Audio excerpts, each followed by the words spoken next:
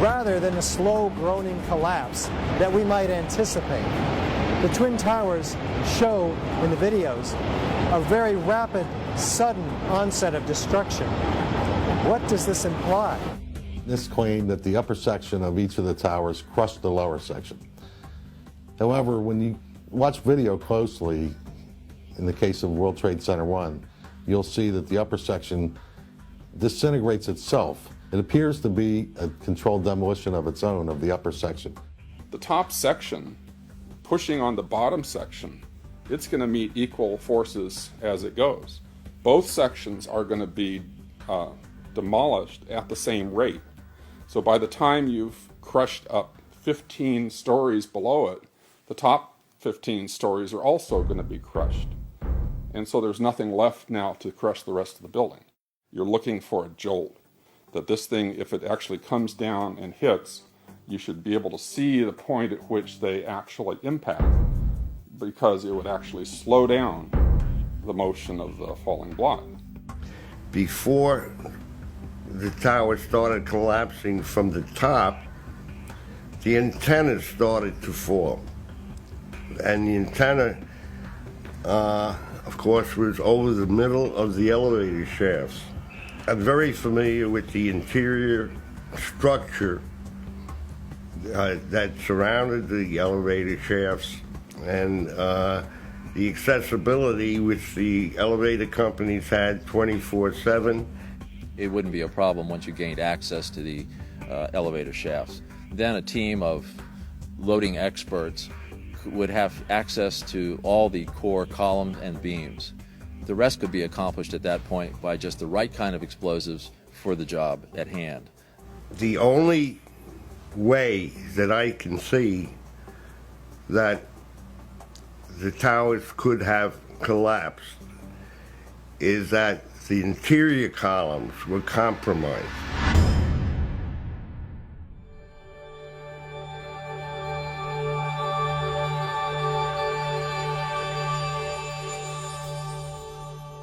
Over 100 first responders reported sounds of explosions and flashes of light at the onset of destruction of both towers.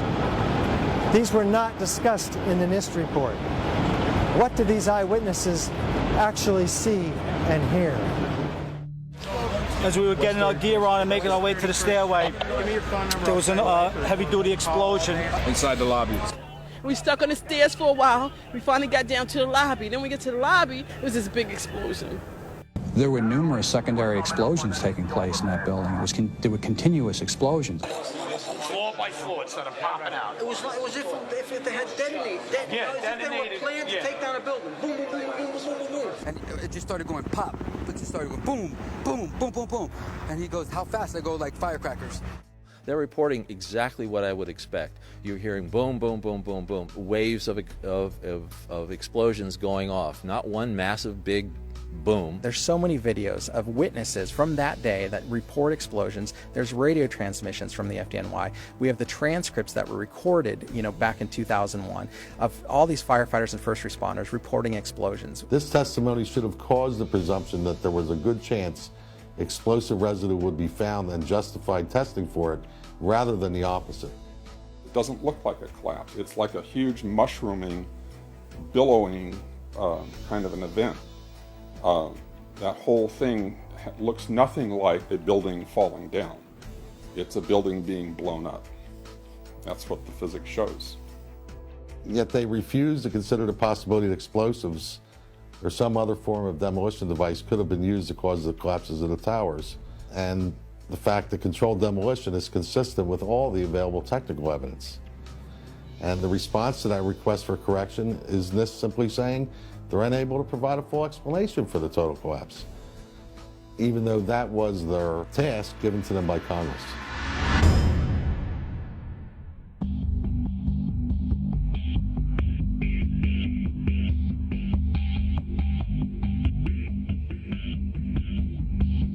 FEMA documents a 1,200-foot diameter debris field around each tower. Videos show multi-ton steel sections of hundreds of individual steel pieces ejecting out of the towers at 60 miles an hour for a distance of 600 feet.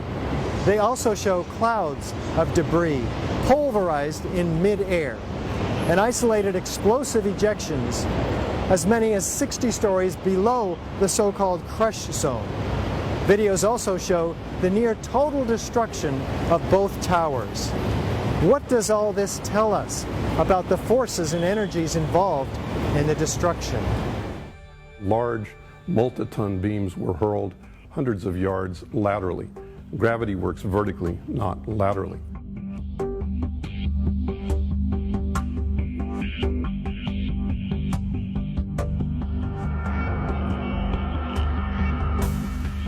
So something's happening to throw these things horizontally at those kinds of speeds.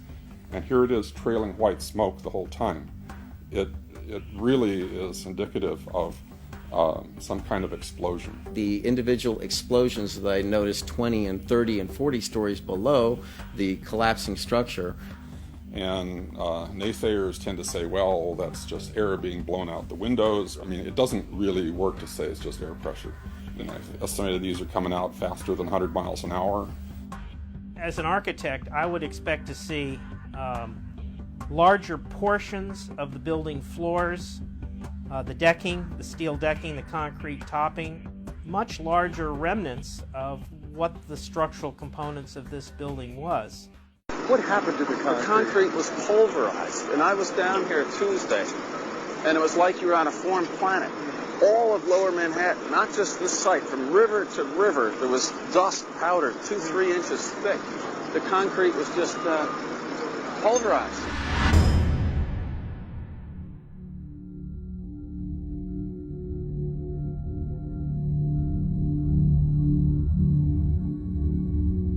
In its report on World Trade Center 7, which came out in May of 2002, FEMA documents in Appendix C steel that has been melted and even partially evaporated, resembling Swiss cheese. What are we to make of this? I'd like to know why NIST excluded the evidence of melting steel. Why is this not included? Why is this forensic evidence not being included in the report?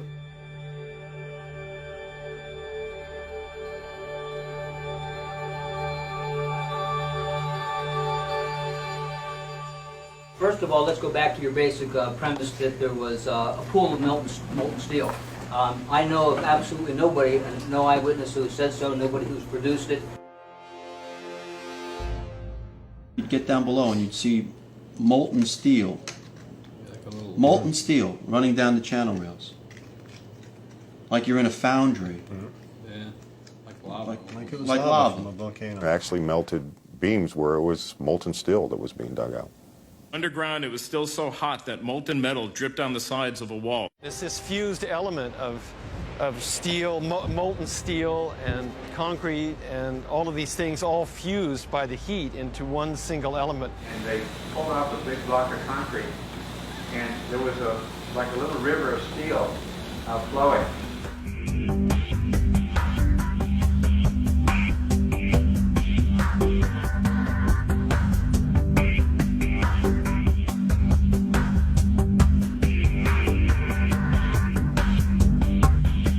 Many witnesses, firemen and lots of people described the flowing molten metal, iron or steel at extremely hot temperatures, and John Gross categorically denied their observations, so that because their observations don't fit his preconceived notion, he not only ignored evidence, he denied evidence.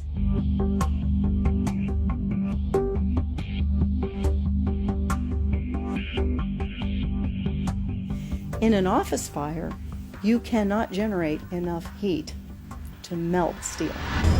And yet we have evidence of molten iron in the microspheres, in the rubble pile, and the metal pouring out of the side of the tower. So what is this molten metal? It's a direct evidence for the use of thermite. An incendiary used by the military?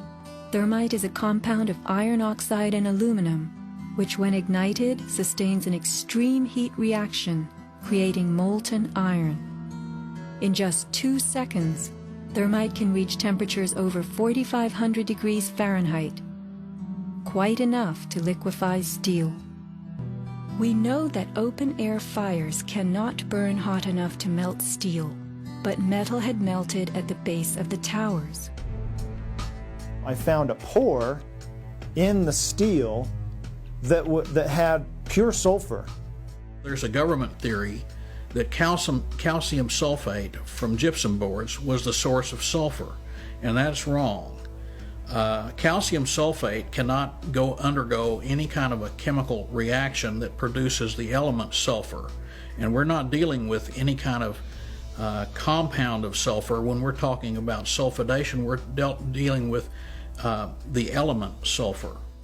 There's a version of thermite called thermate, which has sulfur in the thermate, and what the sulfur does is it's sort of like salt on ice. And it just basically makes the steel melt at a lower temperature.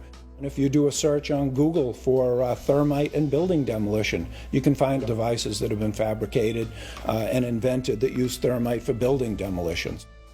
In the case of thermite cutting charges, you would have heard far less noise, since they are worked by thermal heating, melting of the steel, rather than an explosive cutting as in RDX charges.